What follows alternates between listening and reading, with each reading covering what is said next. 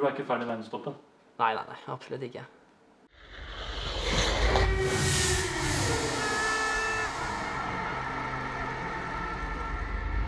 Vi begynner med det alle lurer på, Daniel.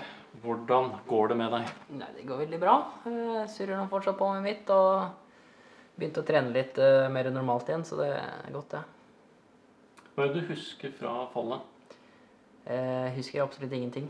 Siste jeg husker faktisk er dagen før vi reiste ned til Slovenia. Så var jeg ute og gikk tur med søsteren og samboeren hennes. Så det er det siste jeg husker da. Jeg husker ikke så mye. Men hvordan er det å ikke huske et så spektakulært og dramatisk fall? Nei, jeg tror egentlig det er like så greit, det altså.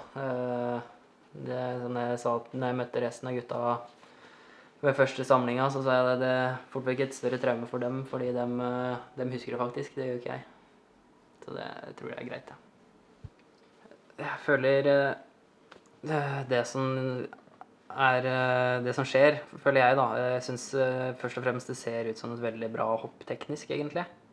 Så ser det sånn at i den første fasen hvor jeg skal på en måte connecte, som vi kaller det, jeg vil få kontakt med skia, så har jeg for flate ski, så det blir for mye press, og da prøver jeg å dytte skia litt vekk, for at jeg skal greie å runde over, og så dytter jeg venstre skia for langt, enkelt og greit.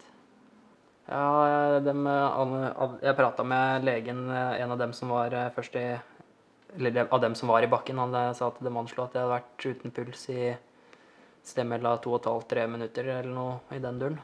Så det ikke bare det. Det er jo punktert lunge. Så hadde jeg 2 brudd i venstre kragebein, i tillegg til at det var helt knust, fant de ut når de åpnet opp for å operere det. De hadde ikke sett det på røntgen, men så jeg har en skrue som bare holder masse deler på plass, faktisk. Så for så vidt 10 skruer totalt der, da, så det er jo solid. Så hadde jeg 4 indre hjerneblødninger. Det jeg tror da, jeg har ikke pratet med Guri om det, men jeg er ganske sikker på det er derfor jeg blir lagt i koma også, for å hindre at de blødningene skal føre til hevelse. Og da, når man ligger i koma, så er det mye enklere å kontrollere temperaturen da, i kroppen. Og det, sånn som familie og Anja, da, samboeren min, var mest redd for, var jo at blødningen var hovedsakelig lokert i framre venstre del, og i nærheten av området som styrer personlighet, så hadde det vært stor nok blødning, så kunne jeg jo våkna som en helt annen person, for eksempel. Det styrer jo også for så vidt fokus og konsentrasjon og alt det der, så jeg kunne jo, hadde det vært større blødninger, så kunne jeg jo vært ganske annerledes nå. Men når skjønner du at noe har skjedd? Det er litt vanskelig å si, fordi det første jeg husker egentlig er jo at mamma og Anja kommer på besøk når jeg ligger på akuttmottaket, tror jeg. Jeg husker ikke hvor jeg lå en gang, vet du. Men jo, og da følte jeg på en måte at jeg visste hvorfor jeg var der. Så det kan jo hende at fra mandagen av på en måte så har jeg blitt fortalt hva som har skjedd, og så husker jeg det på en måte uten at jeg husker det da. Så jeg visste på en måte hvorfor jeg var der da. Det første jeg husker. Det er litt sånn merkelig. Men det er for så vidt greit også, for det er litt sånn kjedelig å ikke huske å ha dratt til Slovenia, og så plutselig våkner du på sykehus der. Hva betydde det å få Anja, din samboer, og også da moren din, ned til Ljubljana? Ja, det betydde mye. Jeg grein godt når jeg så den første gangen, så nei, det var ja, det tror jeg har vært veldig fælt om jeg skulle ligge der helt alene, ja. Uten noen til stede.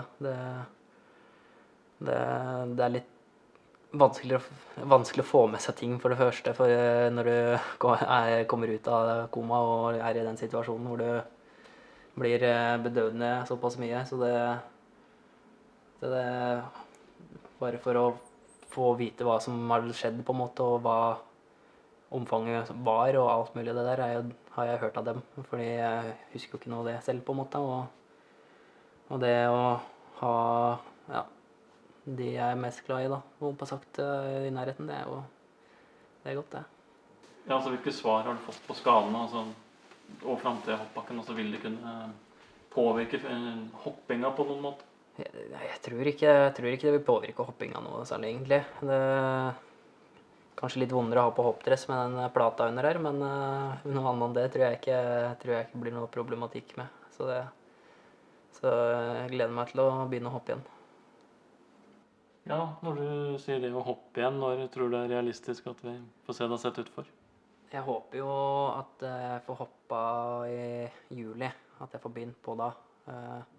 Får brukt juni nå på å få tilbake det lille på en måte som mangler på fysisk form, og så eventuelt begynne å hoppe i juli hvis det lar seg gjøre. Men det at du gjør comeback, man blir ikke redd etter slikt fall? Det gjenstår jo å se.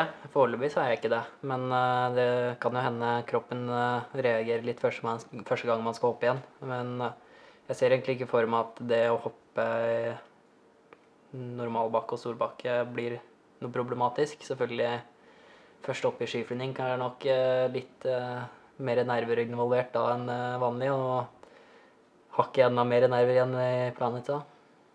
Ja, hvordan tror du det blir? Reise tilbake igjen til Mammutbakken i Planica? Skal jeg være helt ærlig, så jeg vet ikke, jeg gleder meg egentlig litt til det. Fordi det er noe jeg har veldig lyst til å få til. Beseire bakken på nytt, holdt på sagt, og forhåpentligvis hoppe langt. Jeg har ikke lyst til at det skal være med på å gjøre at jeg ikke kan hoppe i en helt sinnssyk hoppbakke igjen, på en måte. Så det er noe jeg har veldig lyst til. For du er ikke ferdig i verdenstoppen? Nei, absolutt ikke.